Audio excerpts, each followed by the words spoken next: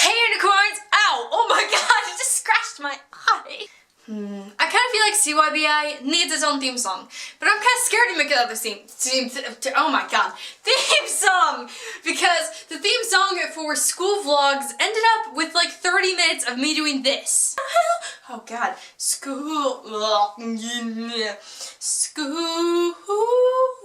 what was it? I sound like an owl. The main subject of the CYBI is horse camp. Sounds amazing, majestic, right? Well, sadly, it was not. It was actually kind of a living hell for me. The story goes like this. I was 9 years old and my mom had just come into the living room and told me that there was this amazing camp called horse camp. Of course, I said that I wanted to go. I mean, that sounds absolutely amazing. So I started to get really excited about it. And then finally, it was the day when I got to go to horse camp. I, of course, was freaking out and I was so excited. Sadly, it was a really long drive and it was out in the middle of nowhere. I'm not even kidding. I literally saw tumbleweeds on the sides of the roads and everywhere. And I even heard coyotes howling in the distance. Woo! Woo! I suck at this. We finally got there and I was freaking out. I had never been to horse camp before and I didn't really know what to expect. But I knew it was probably going to be something fun. So I grabbed all my stuff out of the car and I started looking around. This was the part when I realized that they had really crappy toilets. No pun intended. In fact, they weren't even real toilets. They were porta potties, but they weren't just any normal porta potty. No, they were porta potties that literally looked like they had not been cleaned out for like thousands of years. As I looked over at the toilets, this woman had come up to me and she said, "Hello, Ren, welcome to horse camp." Okay, I don't even know what that accent was. "My name is Sunny." Just from the sound of her voice, I could tell that she was living up to her name. She walked me over to the horse trailers that we're sleeping in. I put all my stuff on my bed and started getting a little bit comfortable. This is the part where I happily waved goodbye to my parents. Bye guys, I'll see you in a few days. Then I went off and met all the other campers, the horses. We had a lot of fun that day. And then after a long day of horse riding, meeting new people, being social, which actually takes a lot of energy, it was finally time for bed. So we got in our sleeping bags, got all comfy, got all ready for bed. And then when the counselors came over with a book. I know this is gonna make me sound like I'm literally 2 years old, but I actually got kind of excited that they were gonna read us a story. I nicely asked them what book they were gonna read us. And then they said that it was the Bible. Wait, why is it the Bible? What is going on here? I kept my emotions on the inside and just kind of went along with it. Till the next day. It was around breakfast time. They had just given us our daily schedules and I kind of freaked out. On it, I saw Bible study after Bible study after Bible study. This is the part where I realized this might not be any normal horse camp. At the first Bible study, I just kind of spaced out, not really knowing what to expect. I was not, and really never have been, a very Christian child. It's not that I have anything against religion, it's just that some people push it really hard into me, like I'm totally fine with anyone having their own personal religions, that's totally fine.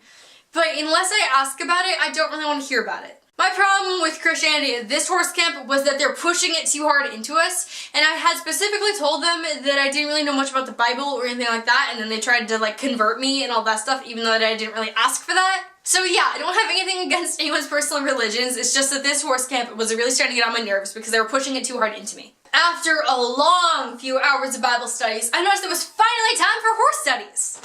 Finally something that I could enjoy. But sadly, horse studies ended up like this. This is the beautiful head of the horse that God created so that I was starting to go slightly insane. No matter where I went, no matter what I did, no matter what study it was, no matter what class it was, God was always in it. On the outside, I was still trying to make it look like I was having a jolly good time. But by the second day, they brought out emotion cards. For those of you that do not know what emotion cards are, they're basically exactly what they sound like. So you would have an emotion card, and it would say happy. And then they'd hold up one that would say sad, they'd hold up one that was like crying, and I just threw the book on the floor, but it was all that stuff. So then what they'd do is they would hold up the different emotion cards, and they'd say, point to whichever one you are feeling it today. Then they asked us to point to whichever one we were feeling about horse camp so far. This totally caught me off guard, and after about 2 minutes of this, I realized that everyone was just staring at me to know what my answer was. Then I realized they had just brought in emotion cards because they could tell that I was not having a very fun time. One of the things that you kind of expect about horse camp is there would be a whole bunch of kids that don't exactly know what they're doing, don't know how to ride horses, don't already have their own horses, and are just trying to learn how to ride one. the case. Apparently I was the only beginner there that did not have their own horse. Why are you going to horse camp if you have your own horse? So of course all of the girls hop up on their horses, they're jumping around, they're playing with their horses, they're having fun because they already know the horses because apparently they're family friends with these people and they're just having a really jolly good time. They already know how to canter, they already know how to trot, they already know how to do all this stuff. And then there's me, the shy, sad, angry, weird kid that's trying to ride the horse. As a total beginner, I can't figure out how the heck to get on top of the horse, and is terrified for their life. Sadly, they did not teach me much about how to ride a horse before we had already taken our first sunset ride. Which sounds amazing, right? It sounds like a great time to contemplate your life and have a good, jolly old time. But nope, apparently the counselors had figured out a perfect plan. They would have one or two of the counselors, I don't exactly remember, go up with all the other kids, which speaking of which I think there was only one or two, and then they all went in the front, and then since I didn't know what the heck I was doing, they had someone come and join me for that reason. More like, I'm gonna stay back here with her, and then I'm gonna talk to her about like, how are you actually feeling about horse camp? I did not know that that was how that was gonna go. Yes, you know, I'm trying to do my best to ride this horse. I look like a tall dork, terrified for my life. I'm looking around, I'm scared, and it's like, I'm freaking out. I'm like, what if my horse trips on a boulder? What if I die? What's gonna happen to me? And then the counselor's just like, so, Ren, how are you liking horse camp? We've noticed that you are, not really enjoying most of the studies. In fact, you've seemed kind of angry. You've been going to the bathroom a lot, and I think I heard you crying earlier. Oh, oh my god, I'm gonna die on this horse.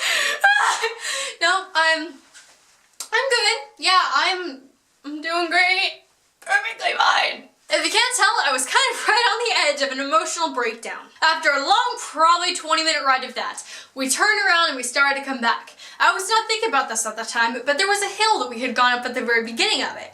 In fact, there were a few hills. As I'm sure they expected, on the way back, we had to go down them. Which is absolutely terrifying for me, because as I had mentioned earlier, I had like a fear of my horse tripping over a boulder, more like a small tiny rock, and then like doing a somersault on top of it, and its weight would crush me, and then we'd both die, and just, oh god, just the thought of this is giving me a panic attack. Welcome to a video of me having a panic attack for the next oh my god, for the next 25,000 minutes. Wait, I totally forgot to mention this.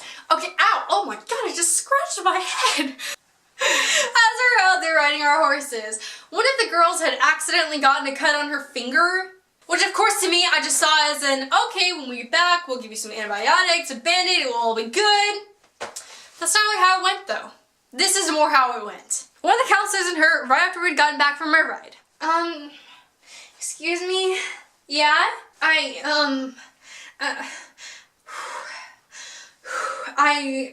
got a little tiny cut on my hands while we were out riding, and oh my god, a tiny cut, let me see that. Oh my gosh. Everyone, get over here. What do you want? She got a little tiny cut on her finger. And we're supposed to, obviously you don't understand, we have to make a prayer circle, quick, guys, get over here. Then we all got in a big prayer circle and prayed for 20 minutes. All because this girl got a tiny cut on her finger? I really don't understand that. Finally, after our long praying circle time where I probably had about 2,000,000 bug bites on me, mosquitoes are not fun. We finally got back into the horse trailer that we were all staying in. We all got into our cozy little sleeping bags and we were getting ready to listen to the next chapter of the Bible. This time they had asked us what chapter they should read. One of the girls had suggested a chapter, I don't actually remember the name of it, but it happened to be this one. Of all the chapters, it had to be this one.